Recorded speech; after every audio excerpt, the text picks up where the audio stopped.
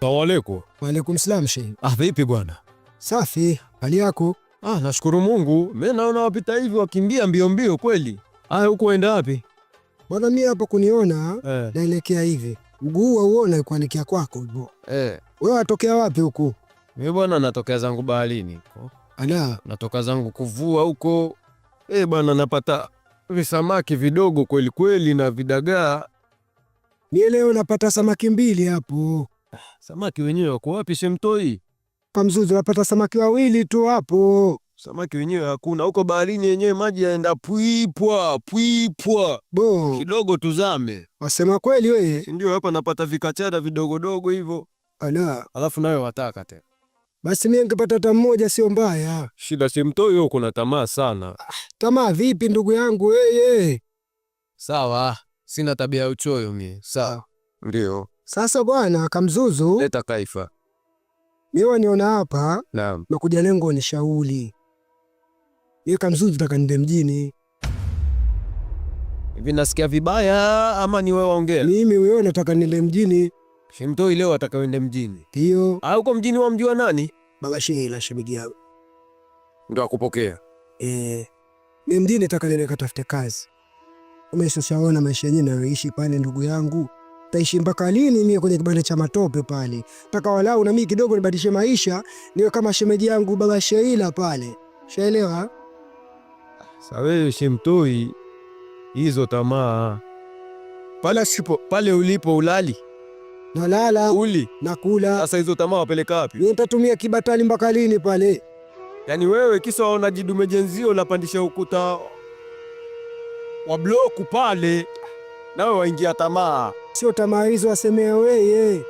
Yanamaanisha mimi pia nataka nibadilishe maisha. Sawa. Sawa, telea. Kwa hiyo bwana, lengo kasema nije unishauri, walionaje hilo swala? Sawa, wataka ushauri gani? Si ndio kama hivyo kwamba washauri walionaje kwamba niende ama nisiende? Shemtoi. Wanipata Sawa. Sasa wewe watoka huku waenda kwa jidume jenzio huko mjini. Hayo matusi sasa. Sio matusi, Ashakum sio matusi. Umaanisha vipi? Wewe, Mama Sheila yuko wapi? Yuko nyumbani hapo. Uko nyumbani hapa kijijini, si ndio? Ndio. Sasa wewe wanyanyua hizo mbariga zako waenda mjini. Kwa jidume jenzio, mwende mlale huko, sijui mwenda kufanya nini. Sio hivyo wamaanisha wewe. Yaani namaanisha mimi nafikia pale sio kama tutakaa chumba kimoja. Sheila kule ya nyumba 2. Anigeelea kule wapi kule asemaga kule wapi mimi sipajui huko. Mjini wenyewe wana majina yao. Waita vipi vile? Shapasahau kidogo. Hiyo itakuwa Stanford. Uko sahihi kweli. Stanford. Nakumbuka pia Mama Sheila juzi kasema ni Stanford hivyo. Stanford. Sawa. Mimi nikuulize tu swali moja. Niulize. Sasa wewe uenda mjini. Mkeo umwachana nani? Sina mwacha mwenyewe. Mimi nikajua uenda na mkeo. Kwa sasa navyoenda na mwacha yeye. Ikienda tafuta maisha nikayapata naja kumchukua. Sasa ndio konti yangu iko wapi Shemtoi? Wamwachana nani? Wewe ukienda kwani kuna ubaya kwenda kumtizama? Hakuna ubaya. Mie? Ndio wewe ndugu yangu mie, wewe rafiki yangu mie. Sasa wanaacha mkeo. Sio hivyo bwana. Kamzuzu na kujua vizuri habari zako wewe. Wewe Kamzuzu amchukua mke wa Shehe Juma pale, upata habari zako wewe. Sio mimi bwana, acha mambo yako bwana wewe. Walinisingizia hapo. Wapenda ubasha, walikusingizia wapi wewe? Sawa, wewe ndugu yangu usikatai, nitamtizama asubuhi, mchana, usiku. Usiku hapo kwenye usiku toa. Mbona ungangania asubuhi? Sawa. Hapa asubuhi mwisho saa 6 hapa. Sawa. Hapo wewe nenda. Sawa. Sasa na wale mashamba wamwachia nani? Mashamba wazo langu ilikuwa nikifika huko penye nikipata kazi hapo na kupigia wewe simu. Wale vijana wale wa kule bondeni wale wewe wasimamia. Unitumie pesa yangu kuwalipa, si ndio? Mie na kutumia pesa wewe walipa, sio pesa yako wewe. Wewe watuma pesa kwenye simu yangu. Sawa. Hilo halina shida. Hiyo limeisha. Kwa yule mzee kule mjini ya nyumba 2 pia. Ndio.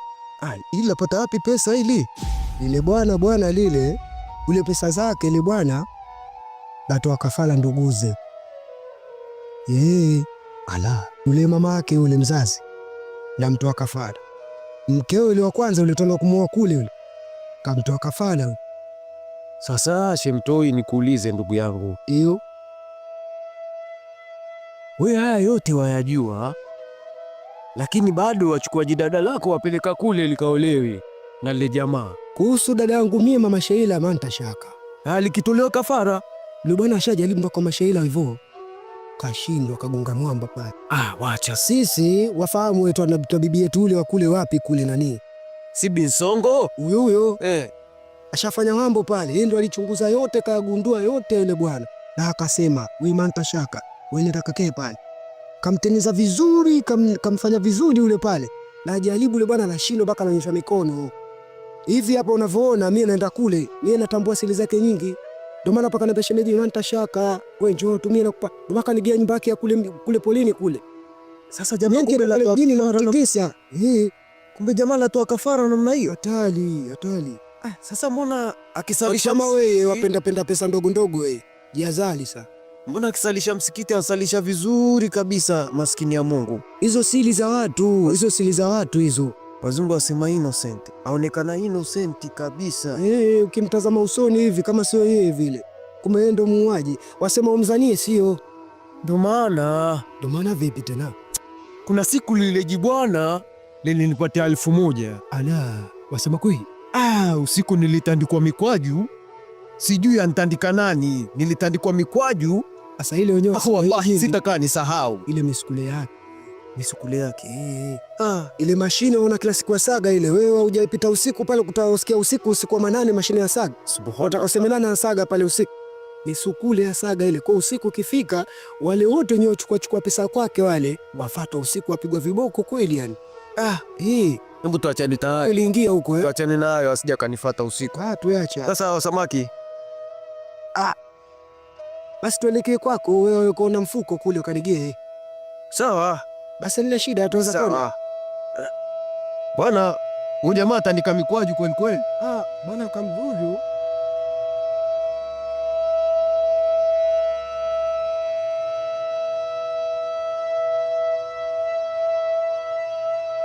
Mwanamke gani wewe usiotulia nyumbani? Angalia mijira staika mijoka. Mwanamke gani mwanamke ashe unakuaje kwa namna hiyo? Mwanamke ashe unakuaje namna hiyo? Unakuaje? Haiwezekani leo na bakora, leo nakutia bakora sina hata huruma na wewe. Nakwambia. Leo nakutia Nikusamee nini? Leo nakutia bakora.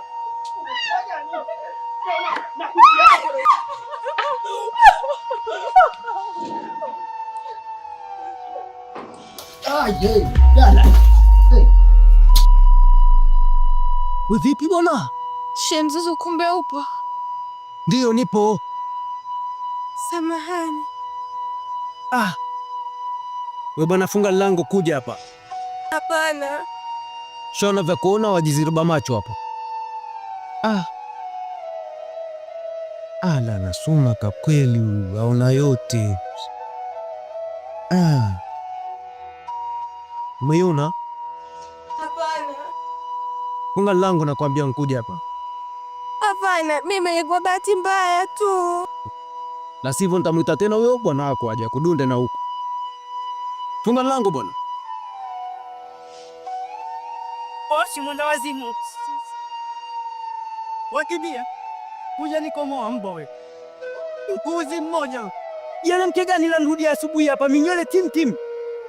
Kani joka. Na usirudi hapa. Labda nisiwe mimi. Mwenda wazimu mmoja we.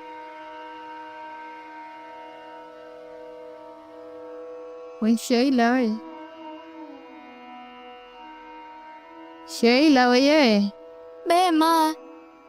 Ina maana usikii mtu angonga mlango? Mama, mimi sijasikia. Asugue mwanangu basi hanenda. Sawa mama. Mtoto subhanallah. Fanya haraka. Sheila. Wow. Nani huyo? Ankali. Kaka Shemtoi Karibu. Asante bwana. Baada za hapa bwana. Salama, asalamu alaykum. Wa alaykum salaam, waendeleaje? Salama, hali yako? Kama hivyo waona. Kali Sheila, waendeleaje? Salama ankali, salamu alaykum. Waalaikum salamu. Mbona wajisomea mwenyewe hapo? Najisomea ndio. Haya, vipi dada? Hebu niambie. Haza uko utokako? Bwana mimi nitokako huko bwana, uko salama. Sijui hapa nyewe na nyumba zangu mimi waendeleaje? Sie tuko salama wansalimini. Vipi Wifilisa endeleaje? Vyako bwana aendelea vizuri tu. Unzima uko nyumbani? Make kutembea kuja kwangu hawezi kabisa eti. Mwenyewe wamjua yule kikaa ndani huyo kama nzio kuchemsha giri. Sheila mwanangu. Sheila. Uko jikoni kuna nini ukamletee mjomba yako, maana sijui itakuwa njia hiyo ya mzuzua. Hana mbili watoka shamba mdavu. Bwana mimi hapa limenileta moja. Hapa hivyo walivyoniona nimetoka zangu shamba. Lakini sasa mimi bwana nataka kusafiri niende zangu mjini. Haya wajua Shemtoi kakaangu, mimi sikuelewi hivyo. Kwa mjini waenda fata nini wewe? Ni bwana maisha hapa yamenishinda. Nataka kubadilisha maisha. Wala hata kidogo dadangu na mimi niwe kama wewe hivi maisha yako mazuri. Allah subhanahu wa ta'ala. Kwa hiyo kwamba ukipika huko mjini hizo hela wazikuta wachume tu kwenye mito. Mwenzangu shemeji uko mjini apambana na mimi pia nataka nibadilike. Nitaishi paka lini mimi pale kwenye kibanda kile cha tope?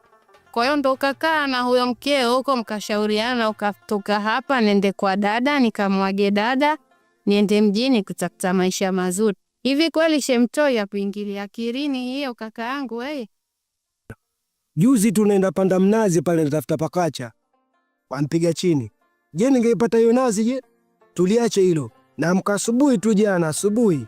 Wifi yako unamuona hapo amchanja chale ya shingo hiyo nakwambia kama amegemwa na panga. Mimi nimechoka kijijini hapa dada yangu wewe. Wewe niache tu niende zangu mjini huko nikajipambanie mwenyewe. Na nipate kibanda changu kama hiki hapa. Au wasemaje hapo? Hebu niambie mwenyewe wasemaje hapo. Na kingine ninachoomba mimi dada yangu, wifi yako Lisa yule usinitupe. Shaelewa bwana? Nachotaka mie natoka hapa na kuacha wewe. Wamtazamia kinachoendelea mie wantaarifu. Pia nikiwa huko mie na kupigia simu wewe ipate kuzungumza naye. Au alionaje hilo? Aweye tena Shemtoi kaka yangu. Hilo bwana alina shaka hapa nyumbani Lisa muda wote akaribishwa. Tashukuru sana. Sio yule bwana wifi yako ana simu bwana. Pengine kienda zangu huko mie kirudi tafuti kiji smartphone naye apate kupeluzi kwa kidole. Saona bwana kama wewe hivyo waveluzi hapo shemeji yangu kasha kununulia smartphone cha kwako wewe hapo via unajionaje hapo? Shemtoi wewe kaka yangu. Bwana. Wallahi una makubwa wewe. Wewe acha tu. Kimdi zangu hapo nakuja na zawadi 2-3 na mwachia mjomba wangu pale, vijigauli vya mjini, madaftari ya shule. Bwana. Shemtoi kaka yangu ambaye naye ataka mambo Wifilisa ya kupeluzi, mambo ya dole. Mashaallah. Hivyo tu bwana. Ni haba lakini. Bwana mimi sijui niwaache. Wala sijari. Kwa hiyo kula tena ndo basi. Bwana mimi kula bwana hapa. Wanatoka na njia zako huko asema nende kwa dadangu kula au kwa sababu shalibwaga lilokuleta wewe tena kula basi. Ufia kubana mimi namjua. Yaani mimi nitoke hapa nifike kule amepika chakula mwambie eti nimekula nikotoka. Ugomvi unakwambia sio. Kwa hiyo bwana wewe mwachie Sheila atakula mwenyewe bwana. Watu na mahaba yenu ndindindi. Awe Sheila. Sheila wewe. Hicho chakula basi tena mjomba wako Shemtoi ageairi. Nifanye kumsindikiza. Hata kusindikiza huyo mjomba wako. Mimi tena hapa nafanya mambo ya dole kupeluzi. Dada mimi kwa kuache. Shemtoi wala ni wala skutot. Hata kusindikiza huyo msindikize tikako. Ukifika basi tuwasiliane Shemtoi. Na sisi tutaenda mjini ndugu yangu. Mashaallah.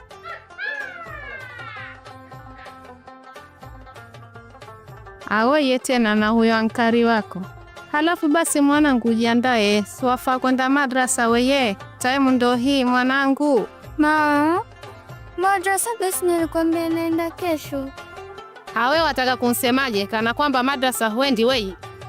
Nitakutandika mikwaju, kachukue Juma uende madrasa weye. Mtoto mpumbavu sana we. Fanya haraka. Una adabu wewe. Wallahi mimi nimechoka, mtoto mkaidi kama nini? Astaghfirullah lazim. Hebu mimi lele zangu nikafanye idada exercise.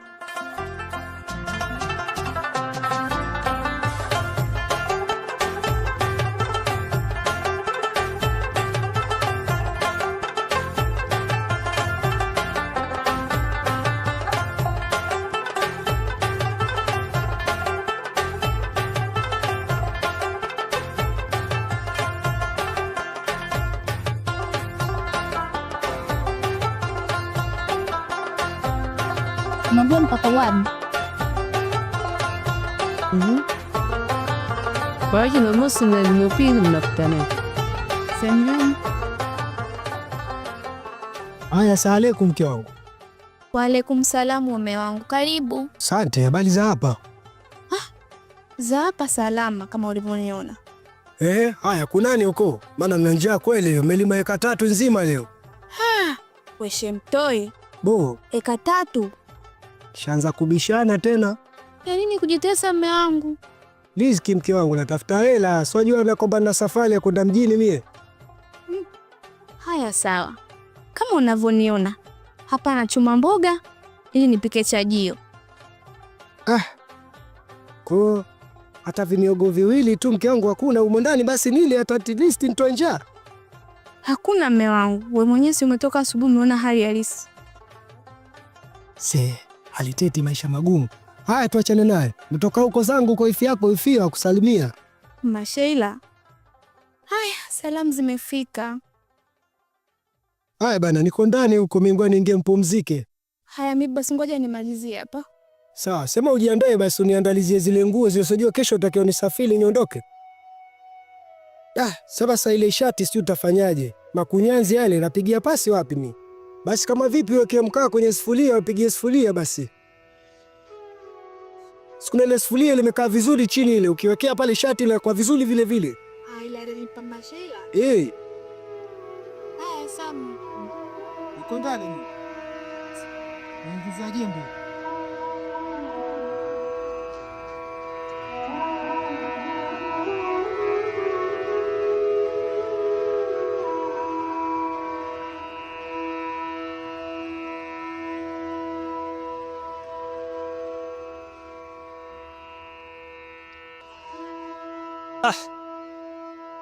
Chemtoi, kwanza salamu alaykum. Wa alaykum salam. Cha pili, sina maneno mengi leo. Yaani sitaki kabisa tuongee maneno mengi. Nachokuuliza, huko nakotoka umezurura, najua mchana kutwa siji wapi. Umenionea wapi mke wangu? Na anasoma kweli wewe. Wewe unilizamia habari za mkeo unazijulia wapi mimi? Sasa washtuka nini? Sasa wewe unilizamia mkeo nakuwa naye mie. Kwa hiyo mimi nakosea kukuuliza, mbona washtuka? Wakosea. Mimi natoka zangu huku, nakutana wewe ghafla unauliza habari za mkeo, mimi nalala naye. Nakuuliza kwa sababu juzi kanirudia asubuhi. Jana karudi asubuhi.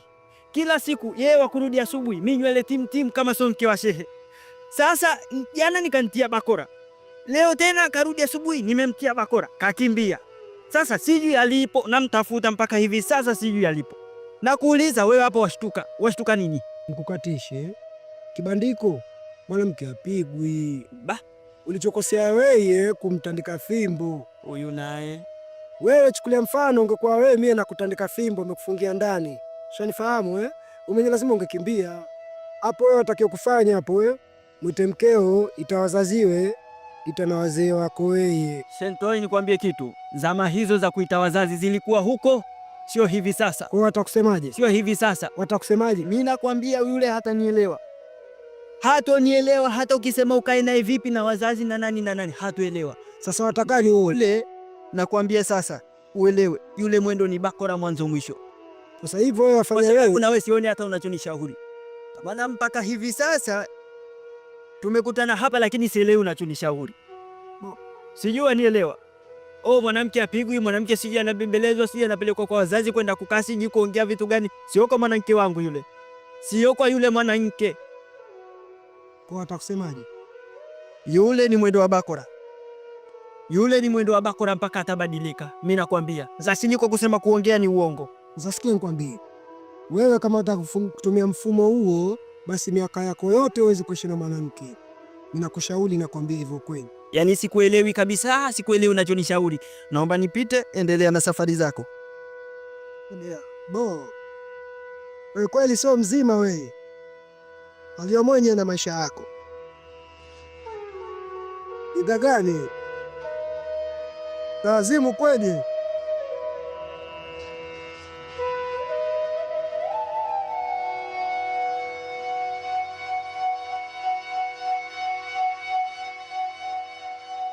Salamu alaykum ustazi.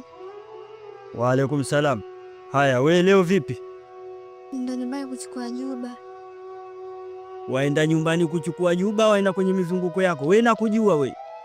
Nakujua tabia yako vizuri. Hii wiki hivi sasa sikuoni chuo. Wa shida gani wewe? Tumbo linaniuma. Tumbo gani hilo la kuuma wiki nzima? Sikuoni chuo. Tumbo gani wewe? We kila siku yenu ukosi visingizio, kila siku wewe, kila siku wewe. Mimi nishachoka kukutia bakora bana. Maana tunakuelekea nitakuja kuua kabisa. Yuna nielewa? Na ukienda huko umwambie mama yako uje naye chuo. Usije wewe mwenyewe.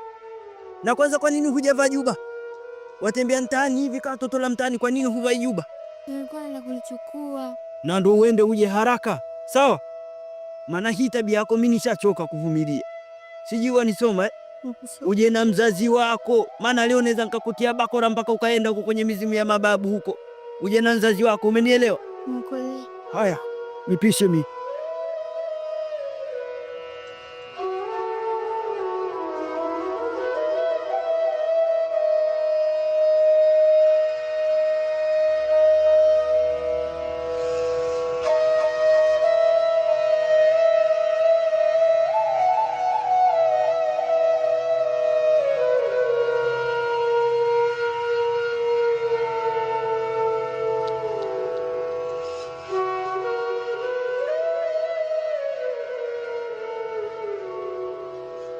Shempe mme wangu.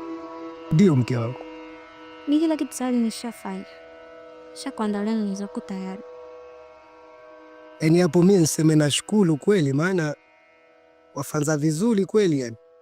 Hapo mimi kesho asubuhi nikipanda zangu gari hilo, nikaa zangu kwenye basi pale, wanitazama watu wale. Yaani basi sima wote wanitazama mimi na wakaunda suti yangu. Oh. Simtoi. Mimi huyo. Kukumbushe kisa kimoja hicho, miaka ile ambayo Nyerere yapigana vita. Mimi nikuepo Kariakoo pale. Wewe simtoi. Kariakoo gani?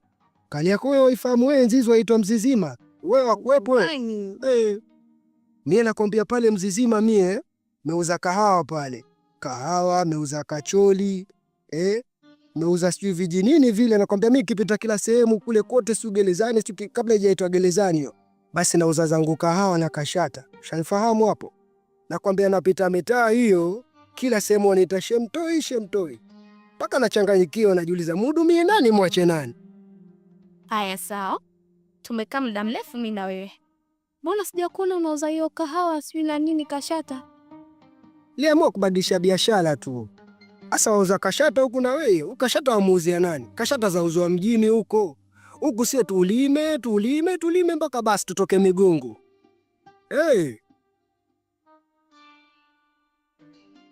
Sasa Shemtoi mme wangu. Nakusikiliza mke wangu. Unapoenda huko mjini. Usije kanisahau mimi mkeo hapa nyumbani. Maana huko kuna wale wasichana wanavaa ile vinjunga vya humu. Mimi tena na gunia yangu na nisahau. Yaani katika vitu ambavyo sivifanya katika maisha yangu mie, kuanza kuchukua vile vidada ambavyo vimevaa visketi vya na vichukia hivyo.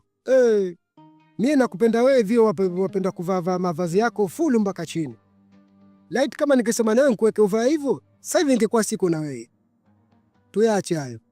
Kesho asubuhi mie nataka niondoke alfajiri mapema sana. Shemtoi mme wangu.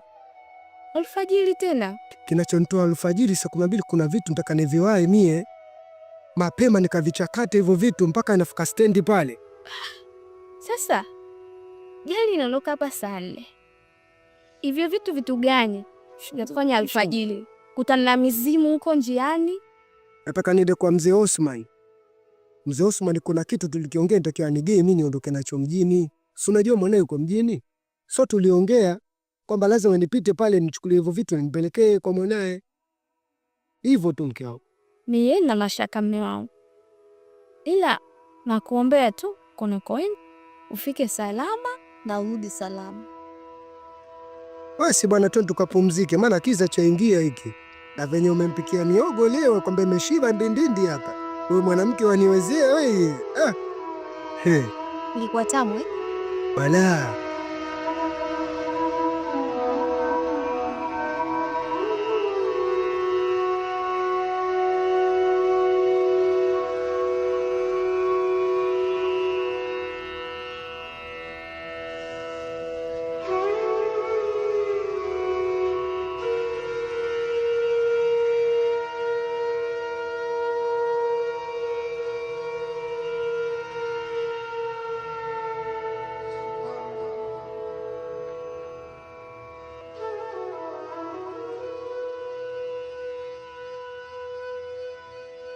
Kiranga kijage kwenu.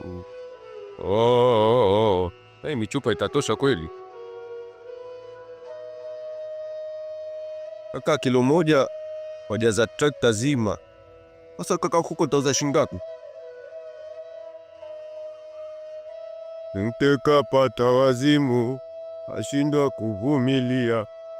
Kwangu wakati yatimu, huba nikampatia.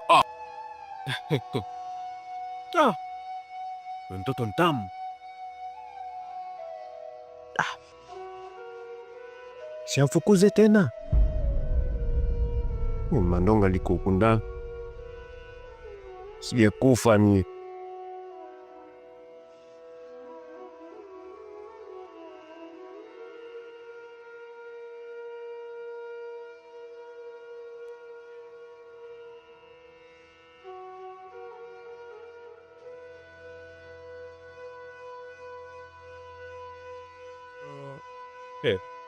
Wajiona jeharamu. Habibi, ni hapa nakusanya chupa zangu mkauze ipate 200-300. Wazalio kwa machupa. Kuanzia leo. Hela sikupi wewe. Sasa hela zenyewe unanipatia hazitoshi hata kahawa hadi si ya mtende. Wanipa ndio lakini haitoshi. Kwa hiyo haitoshi? Haitoshi. Eti tisishika. Sasa hii ya nini? Kamdudu shika. Alafu wewe mambo kuchezea vikapu vyangu vya kwenda kuchukulia samaki feri. Mimi sipendi mchezo huo ujue. Shika. Mimi siendi bwana. Yes, siendi. Oka mtu bisha space ndio. Mimi nakataa siendi. Au tani si ndio? Asiendi. Shika. Nani atajeuri siku hizi? Haula bwana kuwata. Shika, shika. Nenda. Mimi siendi bwana. Ameisha kwa sisi. Nenda. Hajaruhusi ndio? Mimi bwana mimi siendi bwana. Wende. Sasa mbona? Wende. Mimi mke wangu. Nenda wende. Basi mke wangu. Shika, shika. Nenda. Wende. Nenda mke wangu. Shika. Nenda. Ela ngutafutie pia unisumbue. Shoga yangu, umelionaje hilo swala la wazazi kuhusu michango? Mezangaja sielewi. Maana kama yule mamake Abdalla, msumbufu kweli. Yaani licha ya kuwa watoto wao tunawafundisha vizuri, lakini bado wamekuwa wagumu kutoa michango. Yaani kwa kweli kuhusu ile swala la mchango, sijui tunafanya nini, maana tunapata shida sana. Alafu kingine shoga yangu. Niambie. Nikosi yule Mwalimu Juma. Kafanya nini tena? Mwezi namuelewa hatari. Kweli. Yaani nampenda kule yule mwalimu. Analijua hili? Hapana, hajui. Sasa inakuwaje? Kole siwezi kumwambia sasa. Sasa hapo utakapo fake. Sasa namwambiaje? Kwa hiyo cha kufanya. Sijui. Basi sawa, kwa kweli rafiki yangu nitakusaidia. Kweli. Hilo niachie mimi. Nitafurahia. Kweli? Kumbe wewe ulikuwa hapo ndani. Kama nini? Najua kali hivi. Nimechoka tu, si unajua uchungu safari. Afu ndani joto. Sasa shoga yangu, kipo kwa ndani kuna chochote maana najisikia nita hatari. Hapa ndo natoka niende nikaandae chochote kitu. Si unaelewa tena na mgeni hapa. Sawa. Wewe subiri hapa dakika chache tu nitakuwa nishamaliza. Temu niache kwanza. Ida sala wapiga simu. Ala. Hanye vipi hapa? Na wauliza hapo vipi? Humda swala huu. Mwaka vibarazani kutwa umbea. Leo ni misuli ilikuwa shuka. Kwani unai? Sio stazi wa kijiji, anifanya kufuatilia maisha ya watu. Astaghfirullahil azim. Vijana mwaharibika. Acheni umbea, humda swala. Katawaze mkaswali, wengine mwa majanaba hapo. Wewe baba, sio ndio na misha zako?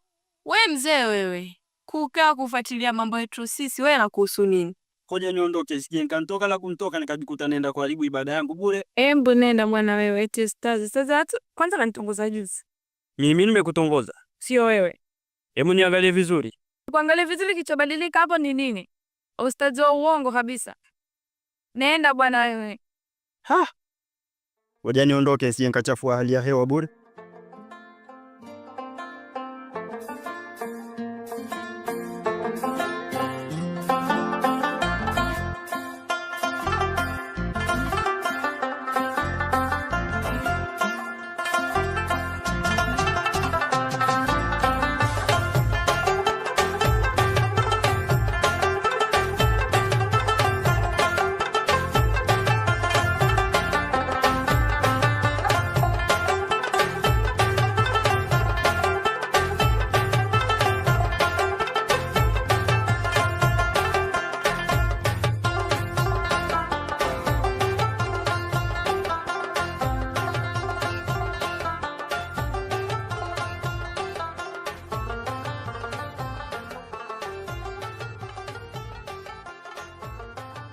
Asalamu alaykum.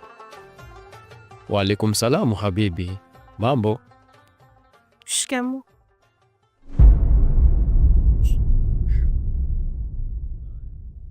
Haya. Wewe wansalimia wataka kunyima nini wakati ushanipa? Bahati mbaya ilikuwa. Bahati mbaya? Ndiyo. Bi Halima ilikuwa bahati mbaya? Ndiyo, ilikuwa bahati mbaya, sikudhamiria. Kudhamiria na vile ulikuwa sema Shemzuzu, shika huko, shika kwa chini kidogo, huko sishikwagi. Wewe. Leo bahati mbaya? Yeah. Leo bahati mbaya? Sasa si ilikuwa bahati mbaya, afu useme kwa nguvu watu wanasikia. Eti hivyo. Hakuna hata mtu asikia hapa. Watu watasikia, alafu sitaki mimi swala. Leo utaki. Na unkuja mwenyewe kule. Sitaki, nampenda mume wangu na pia nishakwambia bahati mbaya. Mume wangu alivyokuwa ananipiga sina pa kukimbilia na nikajikuta nimekimbia. Sasa naomba Mungu akudunde tena uje. Taka. Nisikize. Mwenzako mimi nimekufa nimeoza kwako. Wajua ile hali ulionionyesha mwenzako akili haikai. Sitaki. Kwa hiyo nipi tena? Nampenda mume wangu. Pampenda mume wewe mwenye akudunda kila siku kama mpira wa kona. Hata kama anapiga lakini ndo wa kwangu. Wewe uko tayari kuvunjwa miguu na hiyo shingo? Lakini ndo sitaki. Hiyo shingo bwana isije kavunjwa mwenzi. Wewe nakutia mwizi, sitaki uniguse. Wewe kunitia mwizi hapa? Ndio. Nimekuibia nini wakati ulinipa mwenyewe? Wewe vipi? Napenda ukinuna. Sitaki. Na kuitia mwizi. Kwa nini unagusa? Na siku ile nilikuwa nakugusa eti hapo. Nisikize. Wacha kujifanya utaki. Ngoja mimi niende. Kwenda wapi mtoto mzuri wewe? Angalia kaumbo kake. Kama katotoka shule. Sasa mie huko natoka zangu nyumbani. Naenda sokoni. Nimedundwa huko. Wewe si wadundwa? Mie nimedundwa kila mahali kwa umma huko. Wacha kucheka. Sio ya kucheka hayo ati. Tufanye tena. We, Mungu akijua. Mume wangu akijua mimi namjua. Kwani ile siku ile ukupenda? Aka. Ukupenda? Ndio. Ona na mimi macho yake ndio. Halima, ona ulivyo mrembo, ona vile anatabasamu. Yate bwana, watu wataona miate. Tizama, hakuna watu. We. Mimi naomba niende. Lakini si wanipenda. Ila mimi Mungu asikie. Kwani wewe utamwambia wewe? Basi kidogo. We. Afu wewe kuliogopa hilo bondia lako? Hebu kidogo. Wewe, namba basi veni. Unataka kwenda? Haya, waenda wapi? Enda dukani. Hivyo unanipenda kweli? Sasa hilo swali la kuniuliza. Hilo pigia majibu hilo mstari. Pigia tiki hapo. Mimi nataka uachane na mikeo.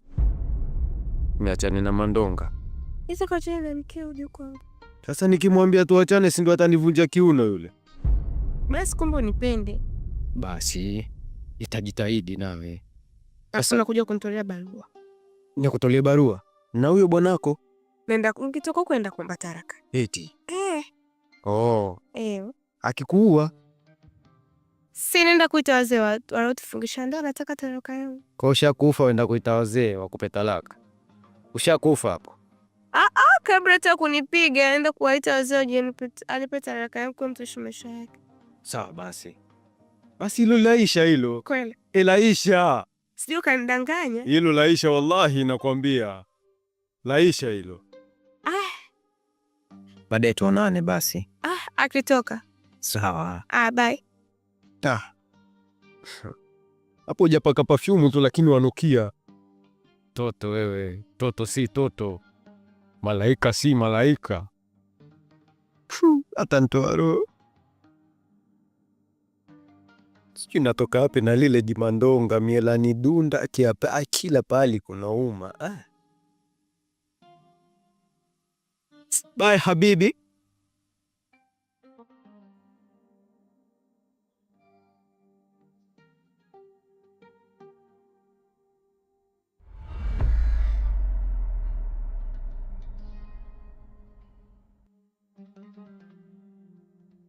Tata mtoa roho. Niende sokoni. Kichelewa sije nikadundwa tena.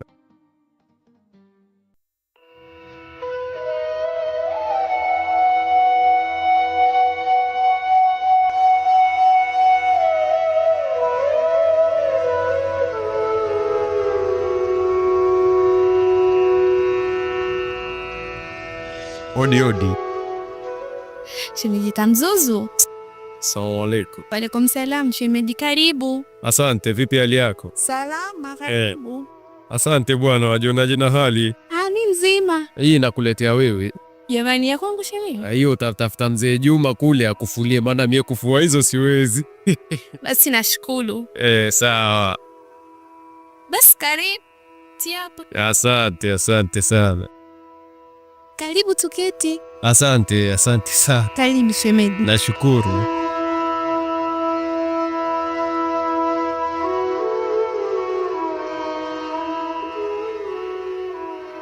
Leta kaifa shemeji. Karibu sana shemeji. Asante. Bwana vipi? Ashaondoka? Shemtoi? Shaondoka alfajiri na majago yake. Kumbe ashaondoka? Kwani hajakwambia? Bwana mimi yule bwana nakutana naye juzi. Akaniambia nasafiri. Lakini hakuniambia asafiri lini. Basi leo? Ashatimua mbio. Sasa shemeji, sungenikaribisha ndani. Shemeji. Sasa ndani kufanya nini? Sundra. Sawa. Sasa shemeji, sijui hata nianzie wapi bwana. Popote pale shemeji. Ila shemeji yangu, sikiliza nikwambie. Wewe ukiona shida yoyote ile, hata ya pesa, Samaki, si unajua mambo yangu ya kuvua huko. Jamani. Wewe niambie tu. Basi haina shida. Wewe mtume mdodo aje pale nyumbani aniambie bwana. Lisa ana shida. Dakika moja tu niko hapa. Chochote. Kwanza samaki wa juzi walikuwa ni watamu. Mashaallah alhabibi matashuda. Utaniambia nini hapo? Ni mwenye mtamu shemeji. Jamani shemeji. Ni bwana, yule bwana mimi aniatia maagizo. Usanipata? Maagizo gani? Aniatia maagizo mimi nikulinde wewe. Kwa hiyo shemeji yangu mimi nitakuwa nakulinda mchana, jioni, usiku na nitakulisha. Shemeji, mimi mbona hajanipa taarifa? Sasa hayo makosa ni yake. Shemeji, kwanza usijali, mimi niko salama. Hata usiwazi kunilinda. Mimi nitakuwa sawa kabisa. Sasa sikiza shemeji, nawe usiwe kama mtoto. Mimi shemeji ujue na kuelewa hivyo. Na hapa kama trekta ishazimia shambani katikati ya shamba ikiwa inalima. Sijiwezi kwako mashallah. Kamzuzu. Haya, unanielewa vipi? Nakupenda. Mtume. Wewe Kamzuzu. Rabeika. Mimi si mke wa rafiki yako wewe. Ndio najua.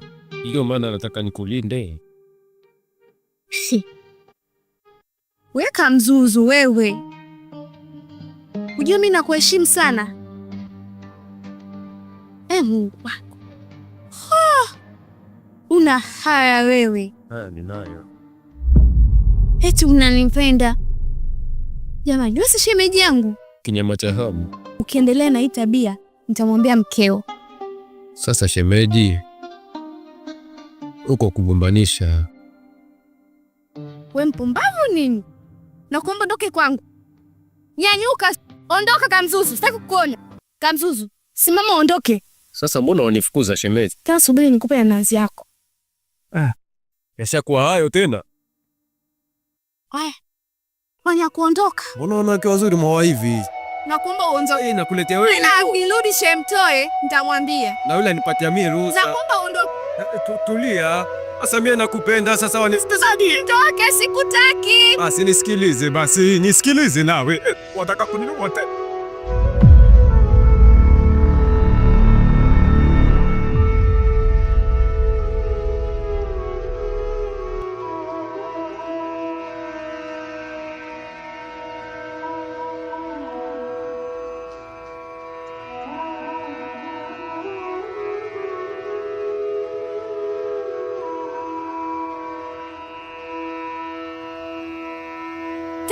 Usirudi kabisa hapa, mpumbavu mmoja wewe.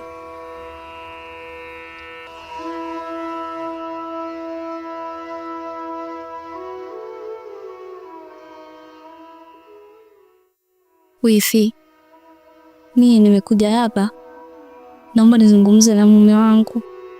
Nina mazungumzo machache na yeye. Lakini mbona kinyonge Maiwizo, kuna usalama kweli upotokako leo? Ndio yitiki ni salama, hata sijai. Wala mimi sijakuzoea hivyo bwana. Haya ngoja huyo shemtoi saisi sijui kampatikana. Ngoja tujaribu tena kama itapatikana, make mda ule nilijaribu na wala haikuita kama. Bado wala hapatikani isha. Sasa sijui mambo ya mtandao wenyewe huko, wajua wenyewe watu wa mitandao. Si sawa hivi. Mimi kuja tu ili nifahamu kama amefika au la. Hayo ifi yangu, kitakachojiri mie tena nitamtuma Sheila aje kukuambia. Maana tena mie sikutoi ifi yangu. Siwajua tena muda wangu huu mie soma hapa. Sawa. Haya, karibu sana ifi yangu. Sawa, mimi nilikuwepo. Haya. Mshemtoi naye vipi, amfika salama kweli? Mbona atakanchanganya? Allah fakba. Mzima hubno. Kakangu naye akumbwa yapi tena? Hebu ngoja nimpigie huyo baba Sheila. Si kazi, labda waliwasiliana. Ila Shemtoi inafanya mambo ya utoto. Na mume wangu. Wa alaikum salam baba. Si uko heri? Tuko salama, sijui kipenzi changu waendeleaje. Sheila mzima aenda madrasa. Sasa mume wangu, mimi nikupigia simu. Kaka Shemtoi uliwasiliana naye leo? Wansemaje mume wangu? Kwa hiyo hata huko bado hajafita Sasa mbona kaka Shemtoi atakanchanganya mie? Wallahi anchanganya mume wangu, kwa sababu kila nikapiga simu yake haipatikani, hata kwa kendaki, manake katoka asema kuja mjini. Huko mjini mgeni hivyo amjua nani? Jiji lenyewe lina matatizo kibao, mambo kibao. Angakutana na wanazengo huko. Mie tena sina ataraha baba Sheila. Basi jaribu wewe tena kuendelea kumtafuta na mie huku naendelee kumtafuta, maana mkeo mwenye kaja wala hali yake si nzuri. Ila kama ilikuwa mficha kitu vile. Haya mume wangu, magharibi tena hii. Kwa kafanye swala saizi. Insha Allah. Haya baba. Jamani kaka Shemtoi. Hankumbwa yapi jamani tena? Ila mimi nikamwambia, sema ndugu yangu mbishi sana yule. Nilimwambia mambo ya mjini achane nayo. Mji una wenyewe, lakini Shemtoi mbishi wallahi. Mbishi sana ndugu yangu. Bila anjaliwa ufupi basi na ubishi. Allah.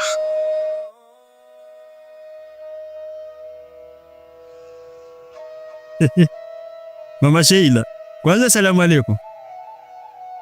Wa alaikum salam wa rahmatullahi wa barakatuh. Hawa jana lipi wanijia uwanjani kwangu wacheka kugonga weye, mimi nilikuwa na kazi zangu vo ndani.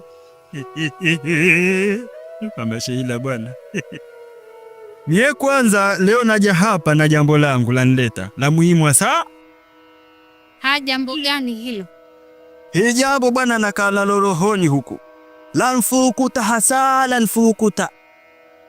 Mimi bwana, kama unavyojua pale nyumbani nina mke, lakini yule mwanamke akili yake haieleweki. Kwa sababu mimi kila siku kuntia bakora, lakini mwanamke haieleweki. Kunijia asubuhi minyole tim kama joka. Jana mke kaso, jana mke lashe. Sasa mimi nikawaza, nikakaa nikafikiria, nikatafakari, nikaona una Mama Sheila. Mama Sheila wewe mwenye mmeo yule atoka akaenda huko miezi 5 6 harudi nyumbani. We hakustiri nani? Mimi nakuelewa. Kupe kibandiko wewe bure kabisa wewe. Baki akili zako wewe kama kopo washika wende chooni. Au ukatoka huko utokako. Waja wasema mimi utongoze Mama Sheila. Umewabandika huko wewe, ushamaliza mpaka watoto wa madrasa shehe wewe. Ujo nibandike na mie mtu mzima. Kantie kwenye mkumbo watoto 2000 mie. Basi na wewe usichokielewa nini? Kwanza mimi halijaleta hilo bana, alikuwa nakutania tunakupima. Una lolote umalaya kibandiko we malaya haswa. Taarifa zako mie ninazo eti. Watoto wa chuo kote wamaliza wewe. Na wazazi wao zishafika hivyo. Kikao kijacho wewe usipoenda polisi sizani. Yote kwa yote, mie halijaleta hilo. Nikwambie tu kweli. Niloleta hapa asala muhimu. Mwanao huyo Sheila. Sheila hivi sasa wiki simuoni chuo. Nakutana naye huko barabarani kakichwa kadungunya. Hajavaa juba, hajavaa nini. Lanipita lasema laenda kuchukua juba, naja chuo simuoni. Haya, yuko wapi mtoto wako? Hawe baba kizabizabi na wewe. Limekuleta hilo kwa ukaona ubadilishe mada. Mwanangu Sheila kila siku atoka hapa. Mama anaenda madrasa na pesa madrasa haja nayo. Wanaambia Sheila afiki madrasa. Kwa Sheila siku hizi ana michezo ya ajabu kana kwamba ishia njiani . Sielewi, Labda wampa hela aenda huko kula maboflo na ulojo. Mimi nitajuaje? Una lolote lilokuleta lile la mwanzo wataka kuja kunibadilishia mada kusema Sheila yangu mimi asije madrasa. Hivi wajua Sheila kila anavotoka hapo na kurudi mimi najua hivyo. Una lolote Shekibandiko wewe acha ufirauni wewe? Mimi na heshima yangu hii nilonayo hapa kijijini. Siwezi kufanya mambo ya ajabu kama hayo. Mimi niloleta hilo tu mwanao Sheila simuoni chuo. Bandiko una heshima gani wewe? Kwanza mimi nicheke. Wewe una heshima? Na Sharifu naye tutamwambia nini kama wewe una heshima? Nachoka eti shehe mwenyewe mbandiko. Yawezekana hata ushambandika ndio maana mtoto hataki kuja mama. Astaghfirullah lazimu mtume simama ya Rabbi. Nenda bwana mimi na kazi zangu kibandiko. Basi ndo hivyo. Unifikirie ile jambo langu. Hebu nipishe mie, si bure utakuwa unalana we kibandiko. Na siku nyingine ukija uje na heshima, una adabu wewe kabisa.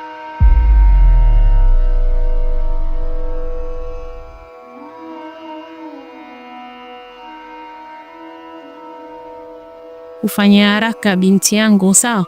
Ukachukua ule mfuko pale jikoni mpelekea Aunti Elisa. Haraka kabla kiza kijatanda na kujua tena. Itewa kina Mwajei, itewa kina Sada bibi wewe wajua upo nje.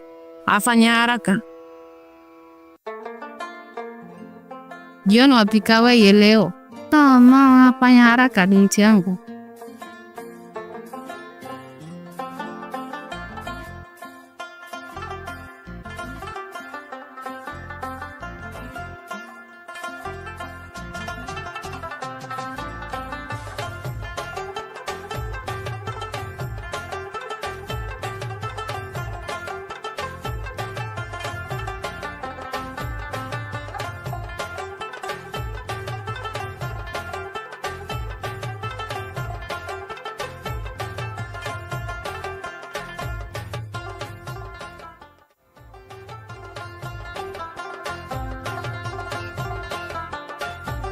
Anti, karibu. Asante, salamu alaykum anti. Wa alaikum salam Sheila, karibu. Asante mama kanileta mzigo. Nafika kuagiza mzigo? Haya mwambie asante. Haya mimi naenda. Haya usielewe basi nyumbani anti. Bye. Alafu akishaongea na anko mwambie anijuze. Sawa anti, mimi naenda. Haya.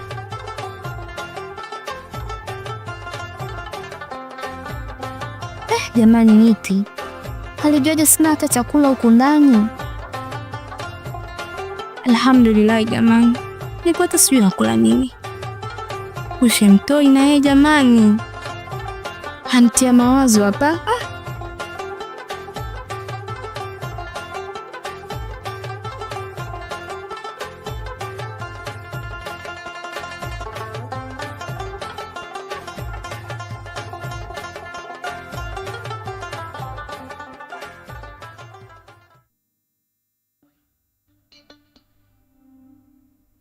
Masheila, mguu wangu huu ulikuwa unakuja kwako. Karibu, ndo tukutana hapa tena shogangu. Ninatoka na mizunguko yangu saizi uko karibu. Una taarifa gani? Taarifa kuhusu nini tena? Kwani wewe kakako Shemtoi si alisafiri? Najua Shemtoi asafiri na leo na kama siku ya pili nampigia simpati kwa simu. Nini tatizo? Basi mguu wangu unakuja kwako Masheila. Ile gari yetu ya kusafiria kwenda mjini imepata ajali. Lapata ajali vipi? Hizo habari umezisikia wapi? Taarifa hii nimepata asubuhi hii kwenye redio. Na ndio maana nikanyanyua mguu kuja kwako kukupa taarifa wewe. Watu wote wamefariki. Mamsungu muongo hivyo wewe? Ni kweli. Mtume roho yangu mie Shemtoi nilimwambia sende hii safari. Pole. Sasa ngoja niende kwa mama Kijicho nikampelekea taarifa na yeye mtoto wake alisafiri. Shemtoi. Nilikwambia kakangu mie usende hii safari. Jamani mie nimeumbuka Shemtoi. Shemtoi weko wajuzi tu. Leo mkewa nyachia mie kakangu weye. Shemtoi hapana. Nilikwambia kakangu usende hii safari weye umekuwa mbishi.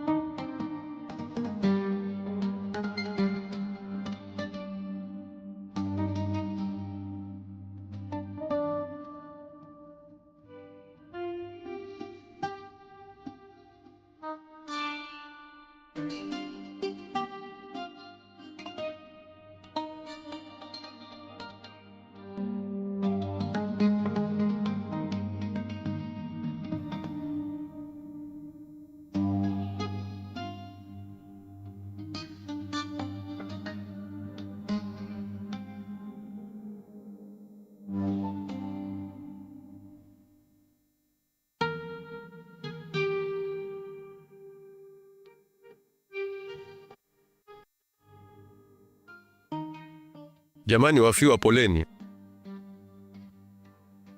Sasa bwana, matanga yetu tunamaliza leo. Msiba tushafanya, japo hatujazika mwili, umezika roho. Tuelewana? Sasa hapa tukubaliana na Sheikh Bandiko hapa kuhusu mali za hii maya hii. Tuelewana?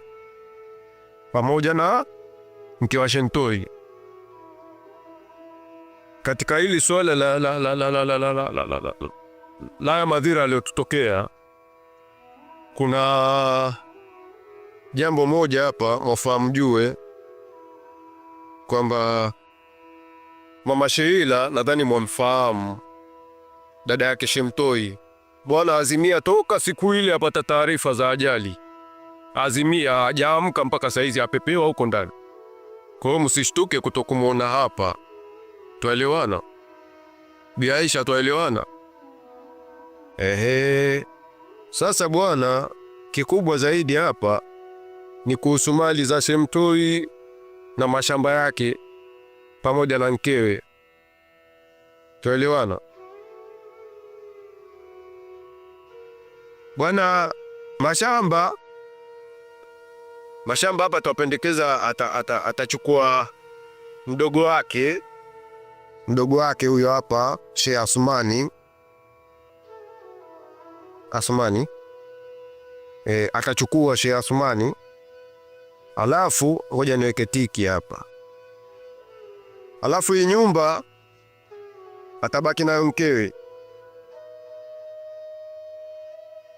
Shentoi hana mali ingine, majembe na nini atachukua huyu Sheikh Asmani.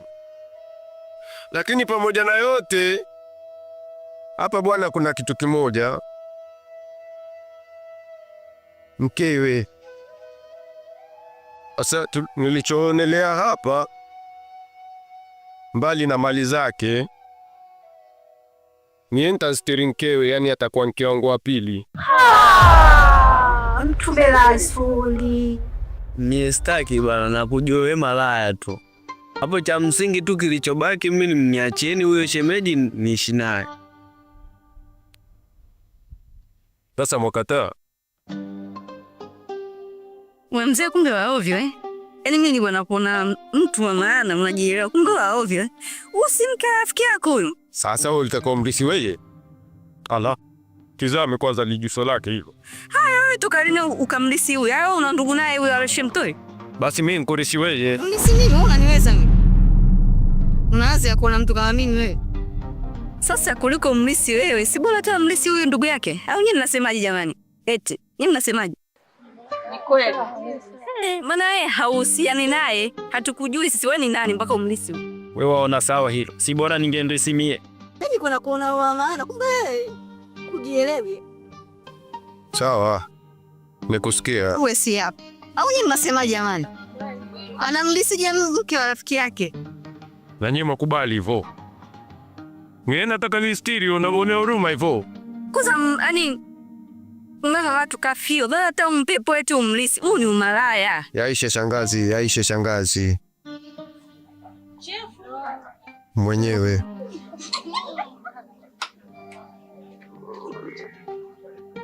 Sasa hapa nadhani tushamaliza hapa.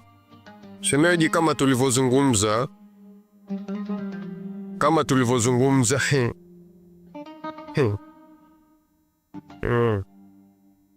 hapa ni shati ya tiki. Utajua wewe nimetia tiki nini.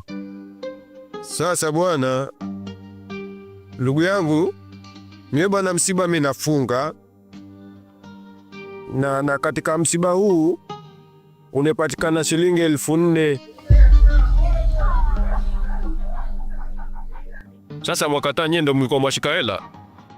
Wewe ulitoa mchango shingapi? 4,000. Hamuna hata aibu.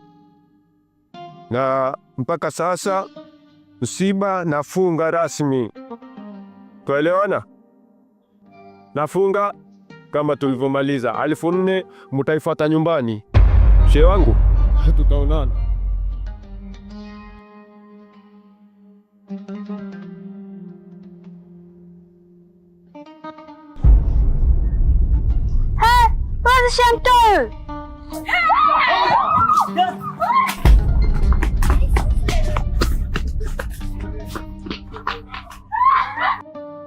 Aka, hawa vipi tena? Mbona wanikimbia? Kunani? Huyu kalala chali, yule naye kazi. Ni Silisa yule. Mbona kazimia? Kazimia nani tena? Kwani wapata taarifa gani mpaka wewe wanikimbia? Kama nimekuwa jizuka vile. Halo Elisa. Lisiki bandiko yule.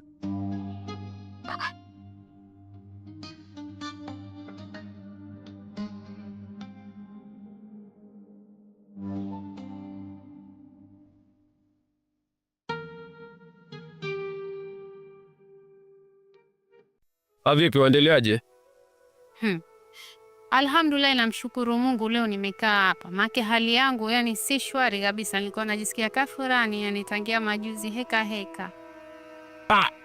Watushtua bwana. Mimi natoka nyumbani naenda huko chini huko. Napita hapo nikasema ngoja niingie hapa nikusalimie. Nijue hali yako, tuje tukaomboleza msiba mwingine hapa. Kamzuzu, astaghfirullah, wewe muogope Mungu wewe. Kwa ushanitengenezea kabri mieti. Waropoko watu wewe. Mile kuzimia tu wataka uniangalie na kabri kweli? Sasa wewe mtu gani wazimia siku 4? Siku 4? Wakuweza ingekuwa kuweza kutokuzimia ile hali ya siku ile. Tumeshakufa bwana. Mimi sikuelewa siku ile. Wallahi nakuja kuona kiza cha nivaa usoni mie tafurani mpaka pale sikuelewa kilichoendelea. Yaani kiza tupu cha tanda machoni kwangu. Sikuwa naelewa hivyo. Kosa hivi kuna mwanga? Wewe una kiza? Sulisema ulizima mwanga usoni. Kamzuzu wanichosha mimi bwana, unajua mimi najisikia vibaya. Kwani tangia hiyo juzi mpaka leo haibadiliki. Sasa ushapona unaona mwanga saizi. Wewe una kiza saizi? Mwanga. Tatizo lako masihara yamekujia sana. Yaani wewe hubadiliki wewe. Sasa mimi hajanileta hayo. Kama umezimia au hujaona mwanga ni wewe. Bwana mimi naondoka zangu, lakini mbona unasikia bwana arudi? Bwana yupi? Mtoi. Ndugu huyo. Sinasikia arudi hapa kijijini, watu wa swampa wakimbia, wengine wazimia. Cheki bandiko kule nasikia azimia naye mpaka saizi maskini ya Mungu nashinda hata kwenda kumtizama. Kamzuzu wewe kibandiko azimie kwa ajili ya Shemtoi? Si ndio? Kwa nini? Mimi sijui. Wewe umezidisha chumvi. Mara wasema nzimu arudi, mara nini? Mimi sielewi. Yaani ulivyosikia wewe na mimi nasikia hivyo hivyo kama karudi, lakini hapa kwangu hakutia miguu mpaka leo. Aniumiza kichwa mimi kakaangu Shemtoi. Kama vile atakanitoa kafara mambo yake anayoyafanya kwa tamaa ya kutaka pesa haraka. Sasa kakutoa kafara na uko na viungo vyote? Bwana wewe ushanielewa bwana. Sawa, sasa. Kwake hujafika yule. Au uko kwake? Kamzuzu mimi nitakutukana hiyo. Basi Aisha. Sasa mimi Nishakwambia mwenzako unajisikia vibaya, niongelesha sana. Fanya basi uende, mimi nataka nikafanye sala saizi nipumzike jamani. sasa mimi sikai bwana. Mimi nakuja kutizama wewe. Sije tukaomboleza siba mwingine hapa. Nimekuja kukutizama mara moja nione hali yako. Mimi naondoka. Hembu fanya uende wewe, mtu mwenyewe aja mikono mitupu eti nenda muona mgonjwa. Sasa wanifukuza? Na kufukuza nini akati nakwambia uende kama si romba kitu gani? Hivi wasikia kweli mtu aenda tamaduni zetu za kijiji hiki na Afrika unapoenda kumtazama mgonjwa basi ukabeba hiki waja mikono mitupu waja kuniambia habari sijui za Shemtoi. Hata mimi nimesikia kama ulivyosikia wewe. Wewe nao una bahati mbaya sana wewe. Wewe una bahati mbaya kweli kweli. Tena kama hivyo wasema kakako kutoa kafara ni kweli. Kamzungufanya uende bwana. Kila nikija nakuta huko maji poa, huko samaki hakuna. Haya basi sawa. Leo lini kwani? Leo Ijumaa. Ijumaa. Sasa wallahi nishasahau mimi. Saa 6 ishafika. Binda nitafanya swala, fanya basi wai au tena ndo Firauni ushakuja kufanya swala we kuwezi. Ngoja ni wai msikitini lakini kesho Jumamosi Totale ndio nitakuletea samaki. Nitashukuru. Sawa. Haya. Na malapa vipi? Chukua, nishachoka na wewe. Kamkuzi wewe. Mashaila unaga roho mbaya wewe. Chukua ndio.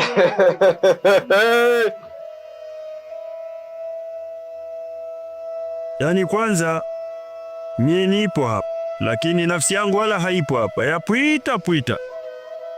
Maana sielewi. Wewe Shemtoi kweli wewe? Bana, ni mie bwana. Wanionaje?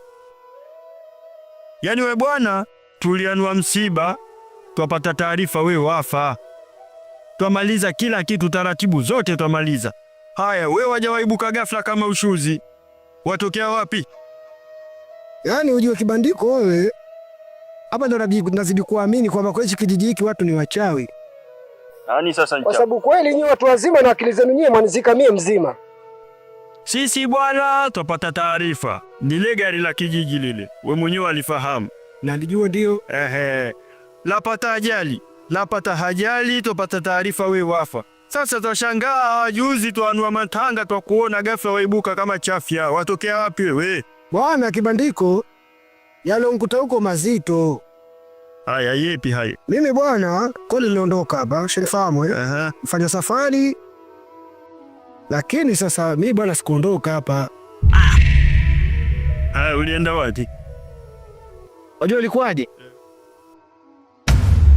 Niwapeleka salamu. Kwa huyo kidudu mtu. Wanasha wewe. Nakwambiaje mpenzi wangu Shemtoi? Niambie mama la mama. Wanifurahisha wewe kitandani. Sio wewe tu. Kabisa. Mimi nipe mwezi mmoja tunakuja niamie kabisa hapa. Kabisa. Mimi nakuja natenga maguna mimi hapa. Wasema kweli? Nakwambia namaanisha hivyo. Akianza kukutafuta nje msikitini huko akaanza kutafuta kutangaza mume wangu kapotea. Yaani hivi. Mimi Elisa kishamwambia kwamba nishamia mjini kwa nafanya biashara, kumbe niko hapa kijijini. Kabisa. Ishaisha hiyo. Wajua nini mpenzi wangu Shemtoi? Labeka. Mume wangu mimi hawezi kitu. Wasema kweli hivyo? Kweli tena nakwambia.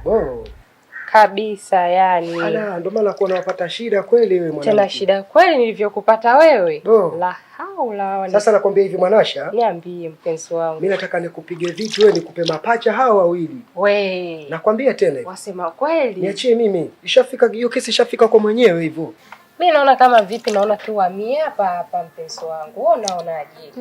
Unaijua hiyo. Kwa nini tena? Haya wataka mimi nihamie hapa vipi? Haya na mume wako waliweka vipi hilo swali? Twaishi vipi huko ndani? Hii nyumba yenyewe mimi nimemstiri. Nyumba nimepewa na wazazi wangu. Ala. Kweli? Yule bwana kumbe wamstiri hapa ndani? Namstiri. Sikukwambia. Kweli makubwa. Madogo na Israeli peke yake. Waona Yaani mtu kimtazama waweza sema kweli ana maisha yake, kumbe wamstiri huko ndani. Namstiri. Nyumba angalia yote nyumba lote hili. Kweli tena. Yule jamaa kweli wa ovyo yule. Kabisa ya. Basi endelea kunikawiza hapo mimi nikupata burudani hapa. Mtoto mpaka waomba kibali, mimi waomba leseni je nihamie hapa. Oh, say.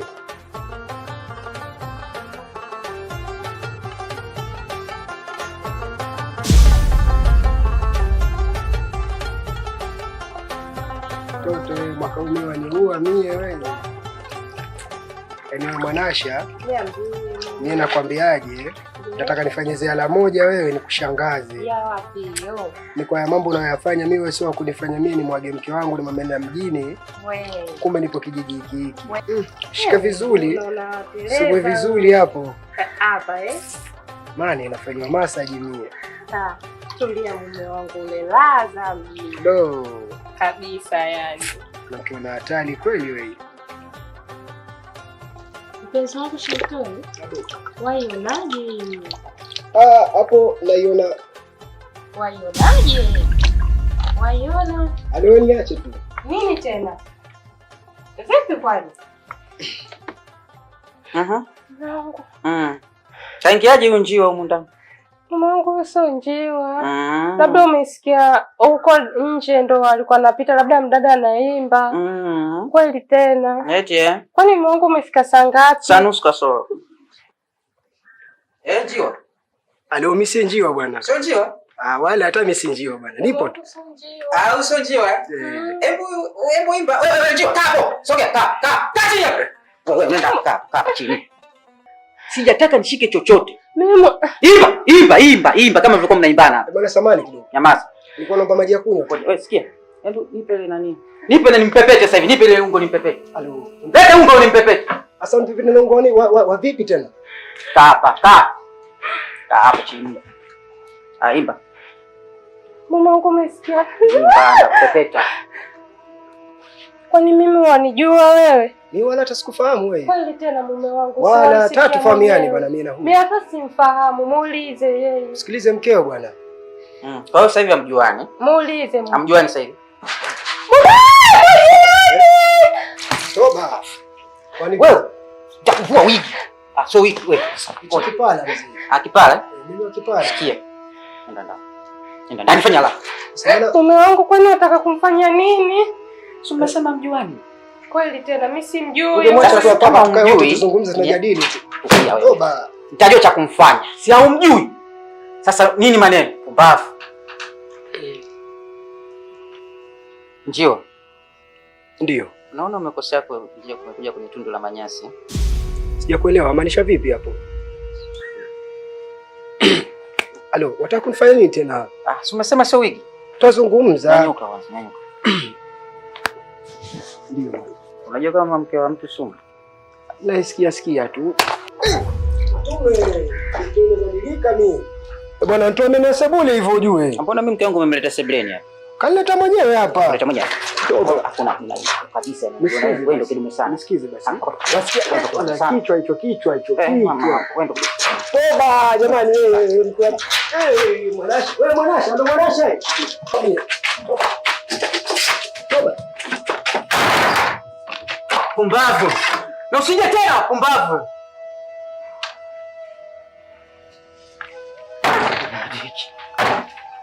Wewe mwanamke ndio kazi yako hii. Ina maana mimi ninapotoka na unaingiza. Si ndio hivyo? Kwa mimi nachezewa akili. Sasa nakuja huko. Sana. Basi bana. Hivyo ndivyo ilivyokuwa. Haya ndo mambo yananikutania bwana. Alhaula. Kumbe jamaa liko kwa dimu bwana. Si tunajua limekufa. Sasa Lisa siantaki. Hizi taarifa nampelekea sasa hivi. Kwanza pole sana. Lakini wewe acha bwana. Jamaa nenda kwa demu kabisa na napata maamshi namna hiyo. Wewe mwenyewe kweli Shemtoi bwana. Lazima nkuguse, maana sikuamini mpaka sasa hivi waniambia yote lakini bado sijaamini. Naondoka. Haya, waenda wapi sasa? Ninaenda kwa Mashaila. Ala.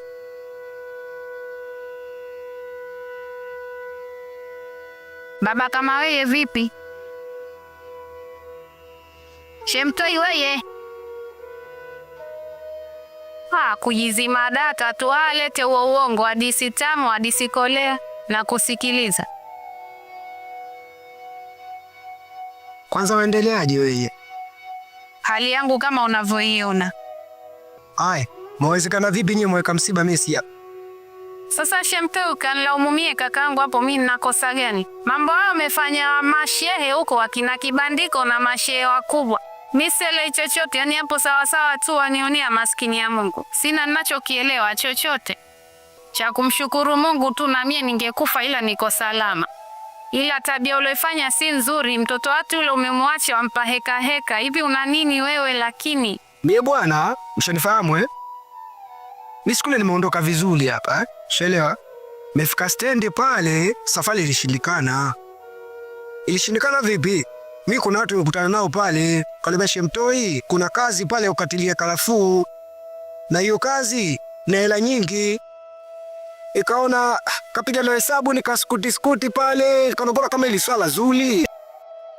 Pesa nyingi pesa ngapi? Wale bwana walikuwa walipoka dola. Shelewa.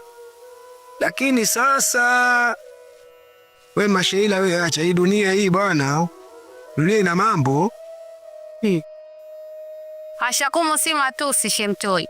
Yaani wewe ni kubwa jinga, zuchwa. Hawa dola waijua Ni susu vipi hapo? Wewe soma wapi kuijua dola? Waijua dola wewe? Sasa ndo maana mimi nikataka nende mjini kajifunza hivyo vitu. Hivi vitu navijua vipi nikiendelea kwa hapa kijijini? Sasa hapo mjini ukakutana nao akakupeleka kwenye karafuu akupe dola au kaenda mjini kujifunza ili ujue dola. Akili huna kabisa we. Kazi ya kunisumbua tu, kumzurulisha, kumuumiza kichwa mtoto wa watu. Kama ulikuwa hauko tayari kwa nini ulioa wewe? Wataka kumchanganyania akili mimi na mambo mengi. Shemtoi wewe mkubwa bwana, hebu hata kunichosha mie mwenzio. Mimi na yangu eti nibebe na yako. Mimi nitakuwa binadamu gani lakini? Mbona ubadiliki wewe?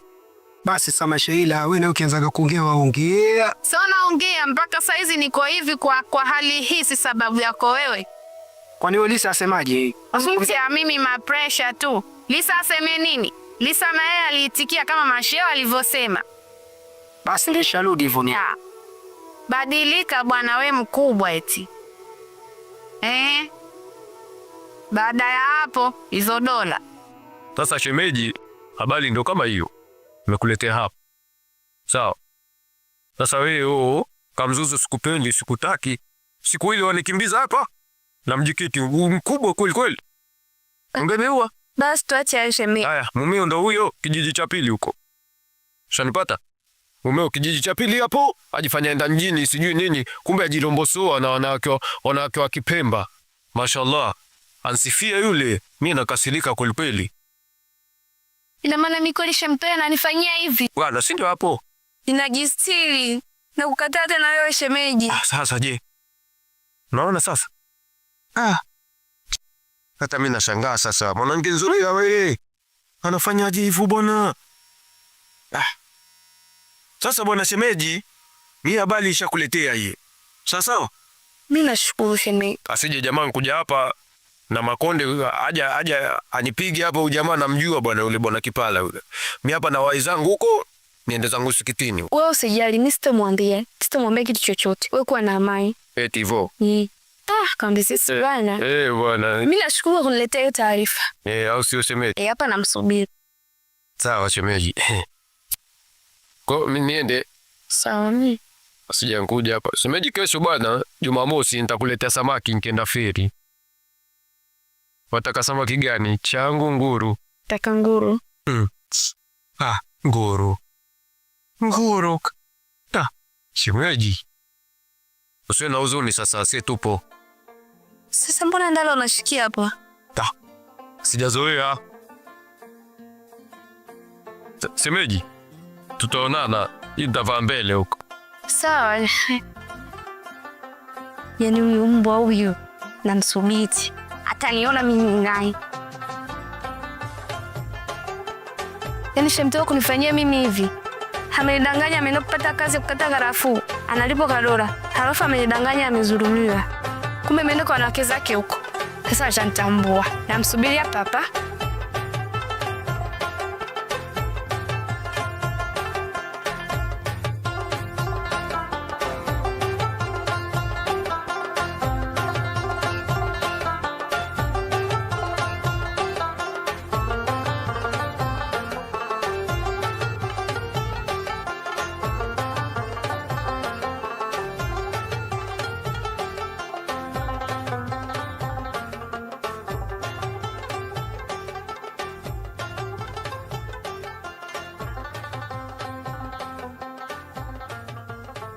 Dada sasa hizi. Salamu, kwema. Kwema. Karibu. Asante. Hapa nimeelekezwa hapa ndo kwa Shemtoi. Hapa ndio kwa Shemtoi. Wewe ni nani yake? Mimi mpenzi wake na Shemtoi. Wewe dada. Mpenzi? Mimi ni mpenzi wake na Shemtoi kama ulivyosikia. Na wewe ni nani yake? Mimi ni mke wake. Mie ndo mke mwenzio. Nipishe nikae, mie ndo nishafika hapa, niko na mabegi yangu. Unashangaa? Ndo nishafika mie. Dada umechanganyikiwa. Ndo tuone kama alochanganyikiwa ni mimi au wewe. Ukoja tumsubiri Shemtoi sika toka sika enda ati mie see you. Aya. Kwa tusubiri nitoe pochi yangu sije ukanikalia bure, pochi yenyewe ya bei. Ndo nishafika mie. Msubiri Shemtoi arudi sika enda sokoni sika enda ati.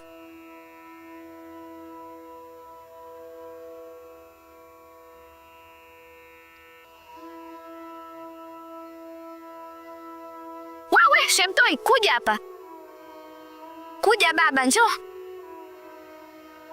Sio baba, kuna mgeni wako.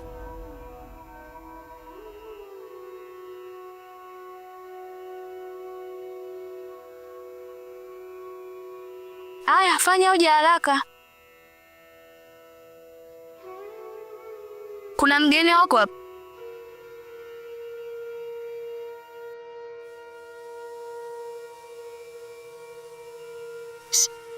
Njoo, sogea baba.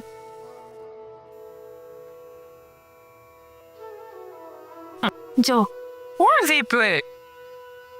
Yaani Shemtoi kunisaliti mimi. Bahati mbaya. Sina hadi wanawake zako unawaleta hapa. Wanakuja wanakujua. Ati? Wani akwambia vipi? Wewe, wamwambia vipi? Mke wangu huyo. Bro. Wasemaje wewe? Kama ulivyosikia hivyo. Uko nilikotoka kwenyewe. Bwana huyo kanitimua mie. Tena sababu yako wewe. Mie? Haswa. Hapa nilipo. Nina ujauzito wako. Mtume. Ya Allah, unasemaje? Kama ulivyosikia bibi we. Sasa nimekuja zangu na mabegi. Nimehamia hapa. Uko mie sirudi tena. Yaani wasemaje? Kama ulivyosikia. Wewe uje kuhamia hapa. Mimi naishi na mke wangu hivyo. Afu azungumza habari zako hizo huyu unanilibia ndoa vile ujue. Hiki kiumbe ulichokiwa kwa mtumboni. Isha kuwa kesi hiyo. Anaulisa utafanya. Toba. Hivyo una aibu Isa mambo gani kupigana mbele za watu, waniaibisha mie. Kumbe Kamzuzu alikuwa ananiambia ukweli Ati? Sasa unakwambia vipi wewe? Sikiliza tusiane mbali. Nilikupenda, nikakusamini. Na nilijitunza. Kindi umeondoka, kumbe umeenda kwa huyu kwa mara yako. Dada jishikilie. Mie so malaya. Tulia kabisa hapo hapo. Haitoshi, nikaamua kubebeshana na mimba. Si ndio? Shemtoi, nimekuvumilia sana. Naondoka, talaka yangu itanipata nini? Asa uelekea wapi tena? Tulia babu, kumbuka kuna kiu. Wasemaje wewe? Uko mie mwenyewe yu ushaniharibia ndoa yangu huko. Kwa tulia. Tuleki kiumbe tumboni. Wewe si ndio ulinifosa ukasema nije kwako. Mara sio nataka sio. Wasemaje wewe?